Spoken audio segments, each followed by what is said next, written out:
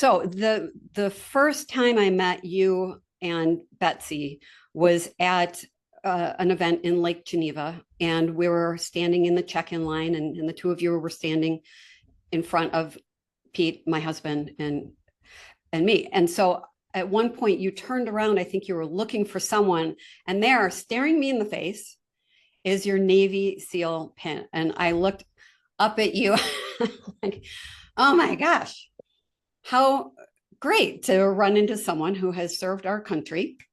And then we sat and had dinner together before the event started. And that was such an inspiration for me. This gentleman right here is my grandfather. I He love it. is the only one of us who in the family who served in the military. And so I've got a real heart and compassion for people like you who have served our great country. And thank you for that. That was my first introduction to you. And so what I'd like for you as truly a free agent, Yep.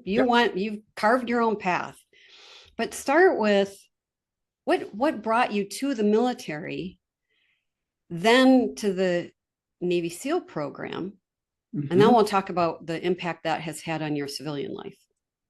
Great, great. So I grew up in New York City. I grew up in Manhattan.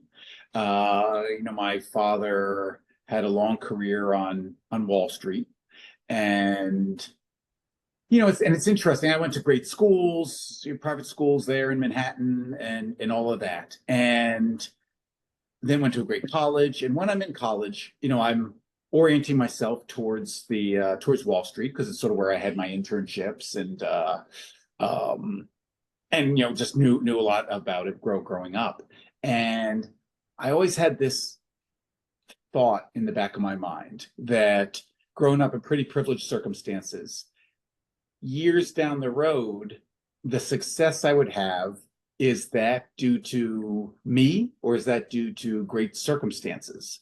And senior year of college, I'm about to do interviews for investment banking, and I'm at school and I have beers with a buddy one night.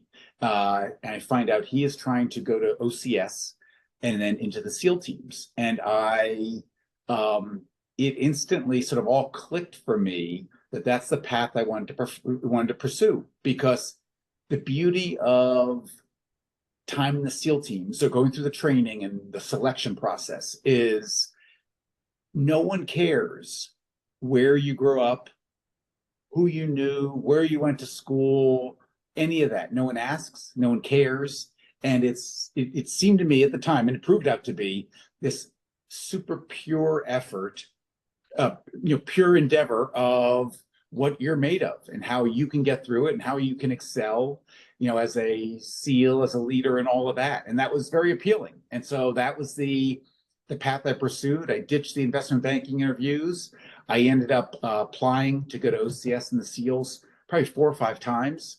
Got rejected each time because at the time, 1989, 1990, the SEALs were getting, it was the backside of the Berlin Wall coming down, all of that, peace. They were getting enough officers from the Academy and ROTC, so they didn't need anyone coming through OCS. Uh, So, and that ended up, after about 18 months of applying, ended up getting accepted, went through the training, and then served about 9 years of active duty and loved it. Loved it. 91 to 99.